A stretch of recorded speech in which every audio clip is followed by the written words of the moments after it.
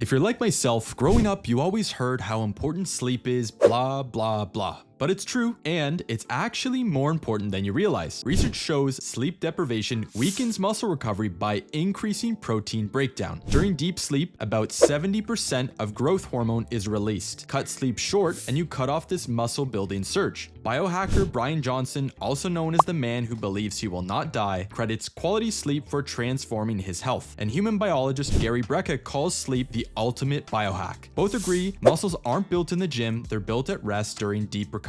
So if you're crushing your workouts but skimping out on sleep, you're leaving gains on the table, or worse, even detracting from all the hard work you put in the gym. But here's the good news, you can fix it, and we'll show you how to reboot your sleep and make it your secret weapon for muscle growth. Before we get into it, comment your biggest sleep killer. This could be late caffeine, doom scrolling, late meals. I'll reply to you guys down below. If you train consistently, i.e. 3 to 6 times per week, sleep isn't optional. It's the currency your body uses to pay for the adaptations you asked for in the gym. When sleep tanks, you literally become less anabolic. If you don't believe me yet, here's some crazy stats. After a single night without sleep, muscle protein synthesis drops by 18% and your hormonal profile shifts by increasing cortisol, the stress hormone, and decreasing testosterone. This basically signals the body to make less muscle. A week of 5-hour nights can cut daytime testosterone by 10 to 15% in healthy men. That matters for strength, recovery, and motivation. The biggest growth hormone pulse typically hits in the first hours of sleep during slow wave sleep. Delay or fragment that sleep and you shift, shrink, and miss those pulses. Chronic short sleep is linked to higher injury risk, and teen athletes who got less than 8 hours meant 1.7 times more injuries, with adults showing similar patterns when sleep dips below 7 hours. Don't trade PRs for physio bills. Most consistent gym goers lose sleep to 5 culprits. 1. Inconsistent timing. You're in bed at 10:30 one night and 1 a.m. the next. Your brain loves rhythm, your hormones do too.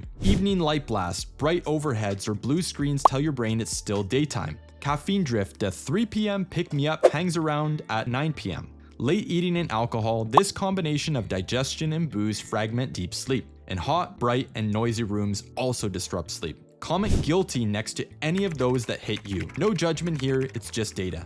Bryan Johnson is obsessive about his environment, dimming lights 1 to 2 hours before bed, switching to warm or red light, using screen filters or blue light glasses, and blackout dark bedrooms. You don't need his budget to steal the basics. Gary Brecka pushes a simple 10-3-2-1-0 rule. 10 hours before bed, no caffeine. 3 hours before bed, no food or alcohol. 2 hours, no work. 1 hour, no screens, and 0 hits of the snooze button. You'll also hear him say no caffeine after 2 p.m., which is a good default for most people. The win is consistent timing, earlier light, cooler and darker rooms, and a clean runway to sleep. So here's your sleep for gains protocol. Do this for 14 nights. Step 1, pick a fixed sleep window. Choose 8 hours you can hit every day, i.e. 10:30 p.m. to 6:30 a.m. Set 2 alarms, a start wind down alarm, and a get in bed alarm. Give yourself a 30-minute pre-sleep buffer. Step 2, morning light, set your clock. Within 30 minutes of waking, get outdoor light for 5 to 10 minutes, even longer if it's overcast. This anchors your circadian rhythm and makes nighttime melatonin work better. Step 3, caffeine curfew. Make your last dose 8 to 10 hours before bed, and if your window starts at 10:30 p.m., cut caffeine no later than 2:30 p.m. Gary Brecka's no caffeine after 2 p.m. is an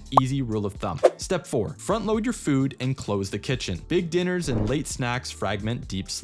Aim to finish eating 2 to 3 hours before lights out. Post-workout lifters, try shifting training earlier or pulling your biggest meal to post-workout but still 2 to 3 hours pre-bed. Step 5, control evening light like Bryan Johnson. At T-minus 90 minutes, dim the lights, switch to warm bulbs, enable screen filters, or throw on blue light blockers. Keep your bedroom blackout dark. Step 6, cool, quiet cave. Set the room cool, around 18 degrees Celsius to 65 Fahrenheit if comfortable. Keep devices off the nightstand, and if noise is an issue, foam plugs and a simple white noise app are clutch. Step 7, downshift routine. Pick one, a warm shower, stretching, or reading so your brain stops looping, keeping it the same ritual nightly so your body learns the cue. Step 8, if you drink, cap it 3 to 4 hours before bed and keep it light. It might help you fall asleep, but it wrecks deep sleep architecture. Step 9, tweaking training times. Late heavy sessions raise core temperature and adrenaline. If late lifting is your only option, finish with a cool down walk, breathing, 4-second inhale, 6-second exhale for 2 minutes, and a warm shower to help the post-gym fall.